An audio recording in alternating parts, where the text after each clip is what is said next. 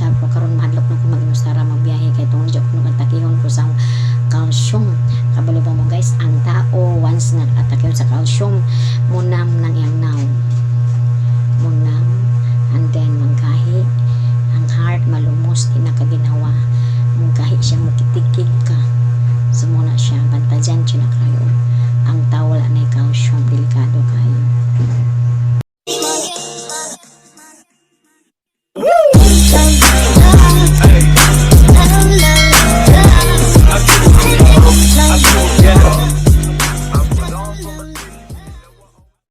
Hello guys, welcome to my YouTube channel. Okay, gihimo ko ni nga content kay tagang mga tananaho message ko naunsa na kuno ko. Okay, so di ba sa previous na ko nga mga vlog, gioperahan ko guys o goiter. So mo ni guys o pagpaganin siya gamay. So nga nini ang goiter kanang unom kabuok and then ang upat ko luwed siya and then ang duha cancerous. So gitawag na term gitawag ni doktor anang ang goiter. So abi na ko guys kung after operation kinako. So dili pa di ay kay undergo pa ko og radioactive iodine sa Cebu and then so dako pa jud kailangan guys nga amount nga i-produce na mo sa mga anak kay kusahong duha ka doktor nga si Dr. Pisaras sa Ramiro o si Dr. Cardino kana si Dr. Pisaras paulay ako ang surgeon and then gusto niya nga mo-undergo ko sa matok sa Cebu para sa ang another procedure para for security or safety na sa ang health na kailangan gid daw mamatay ang cell sa cancer. So ingani ni syempre dili basta-basta mo produce akong amount. So siguro mga pila ka months ikan karon ada siya pa siguro kung maka-undergo anak kay actually ang gasto sa operasyon sa dito sa Ramiro Hospital dako igo jud po ang bill ng sa hospital ng almost 171,000 and then wala po sa mga expenses tanan-tanan mga resita tanan-tanan jud siya siguro mikabat jud more or less 200 kapin below 250,000 tanan among expenses dito. So dako pa kay ko pasalamat sa mga anak kay ko pasagdi sa mga anak ang bagaw mga anak expenses and then so muna pa among problema ng kaning radioactive kanik nung ako guys ako wala na gyud koy thyroid kay sa motor pa na siya kuwang na ko og makina nawad anak ko isa ka makina so meaning lifetime ng ako ang maintenance almost 5,000 monthly. So igo gyud guys so nalipay lang pakog dako kay akong mga anak dili jud ko pasagdan. So muna nay dakong regalo sa Dios na basta akong mga anak katulad jud tarong pa eskwela and then thank you kaayo sa mga anak akong husband nga ni support na ako sa akong sitwasyon karon. Ako guys actually deep in my heart wa jud ko mahadlok sa akong sakit wa po ko mag-uol di man nato hawak ang atong kinabuhi kay ang Dios may nasaid sa tanan pero kung mahimo atong pangayoon sa Dios ang taas pang kinabuhi para sa atong mga anak kay kisa baguing tao yung ampong malipay nga mo biyatan sa atong pamilya pero kung mahimo hangyoon sa kinasing-kasing sa ang Diyos na kung mahimo taasan pag kinabuhi para sa akong mga anak makita na ho sila masud ang panahon maabot pang mga apo muna guys na taas jud ko og positive jud ko nga dili ko pasagdan sa Dios and then kabalo ba mo guys wala na koy thyroid mao na nga di man nilalim ni mga thyroid kay dahang mga bantad dyan so gi-orient ko ni doktor unsay ang mahitabo kung mulo kung calcium. Ang thyroid ay dako day siya o papil sa atong lawas kay si Jemoy mag-balance sa ato ang calcium. And then so mag-maintenance na ko. So ang calcium kay first time kong nakatry og mababa ang calcium di madilalim guys. Maminhod ko ang ahong mga tuhod, ang kaning ahong mga simod mo maminhod.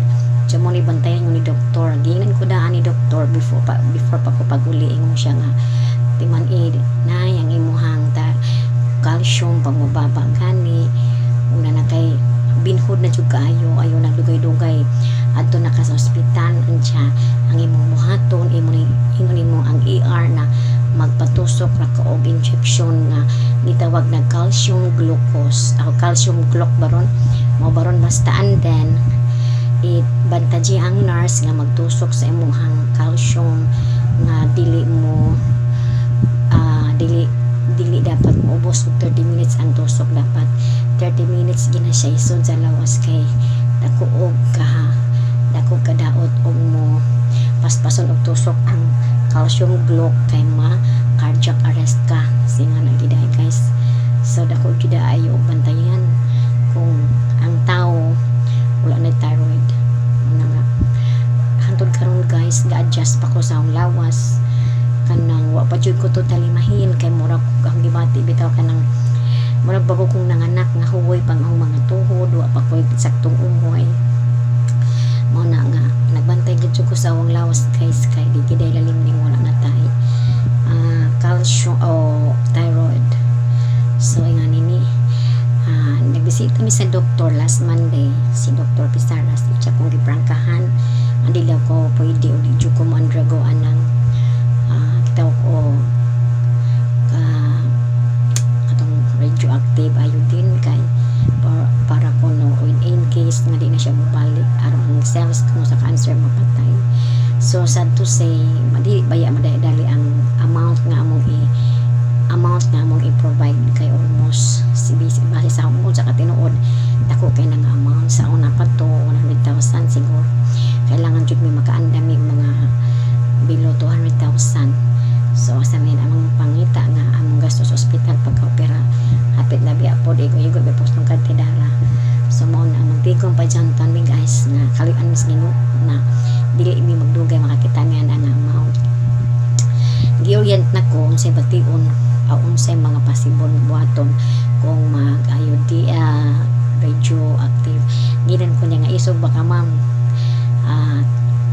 2 to 3 days ka nga ikaw ray sa room i-admit ka kay paeng nun ka og tambal-tambal na siya pero radiation na siya delikado ka di ka pwede doon sa imong bana 5 to 7 meters away and then daghang mga possible effect after ana pero maura na siya once lang na siya. So pag uli sa balay quarantine ka 14 days kadi ka pwede doon kay kumudo ang imong member sa family madaot sila kay maigo sa radiation nga imong giinom nga tambal. So nga na giday guys di giday lalim. So nakasuway kanan ay ako yung di ko nung ko galingon magampokos Ginoo kung luyan mangay ko undergo ko ana nga procedure nga makaya nako kaya hon jud para sa pamilya para sa mga anak nang giyong guys na ampo laman jud ko sa Ginoo nga maka-survive ko kaluyan ko sa Ginoo nga dili ko niya pasagdan nga iya kong tabangan malig-on ko kay pagkatinuod no sa pagkakaroon nga ni wala na ko thyroid sa isog mo jud ko guys magbiyahe pero karon dalawa na jud ko sa una isog ko mag-inusara pero karon mahadlok na ko mag-inusara magbiyahe kay tungod jud ko nagtakihon ko sa calcium.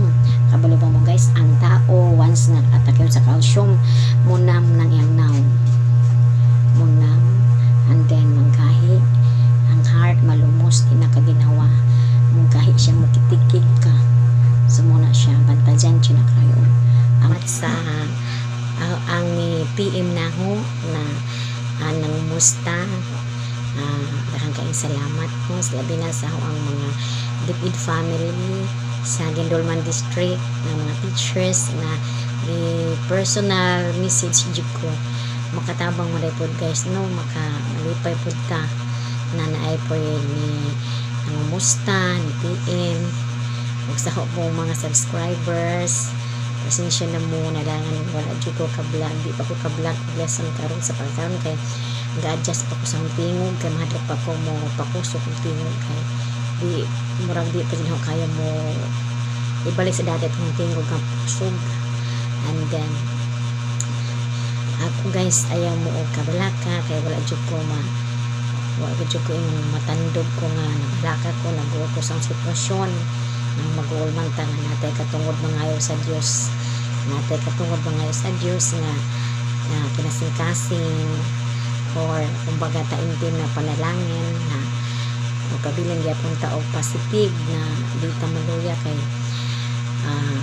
naaman tayo anay di man ta maawa mo sa Dios kay iya man tang anak. So mga gyapon life must go on kay ingon na di mo tatagaan ng mga problema at dili kaya. So ang mga problema nga ihatag sa Dios sa ato kana ra pong kaya ra pod nato. So ngani na so ngani smile ra gyapon tano di gyapon tayo sobrang gagol blessing gani ko guys kay wa ko pasagdi sa mga anak dila kong gitabangan dila kong gisuportahan murag ibawi sila na sa panahon nga ila kong gipaskila. Actually guys, ngayon ang mga kauban ay po yung pinahon ano ko na ipasagdan.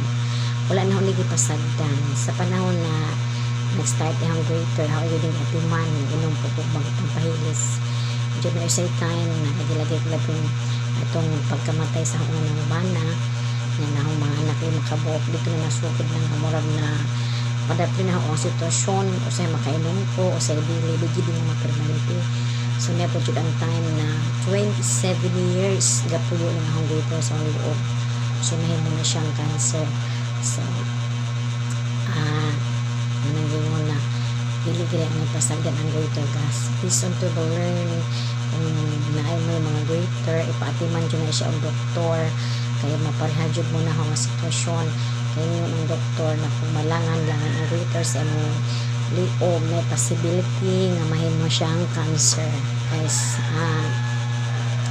So dako kong pasalamat sa kanang mga tipid family na ni support na ho ni pray na ho and then ipiim na ho kung musta sa di ako sa hospital. Thank you so much. Dako po kong pasalamat sa mga anak ako pasante. So, i-update naman ako guys. Kalias Ginoo radio active ayo din ko. Hopefully, dili siya balangan. Kay, mas naimaning mas early, mas better. So, nani na namin. Dili gyapon kumawag at paglaom kay positive jud ta kay namatay Dios. Negative man ta nga. Hindi ta maawa mga Ginoo kay wala man tayo yapakan nga isig ka tao. Siguro kung di ka maayo nga tao, mawa dyan ka muhangyo sa Diyos. Pero maayo ka nga tao, dili ka maawa mga yun. So, tahang salamat. Hello guys, tahang salamat sa inyong pagtanaw. Ayaw kayo mag-subscribe, like, comment, picture. And then, puhon, maulian na po, maka-vlog na ko, lesson.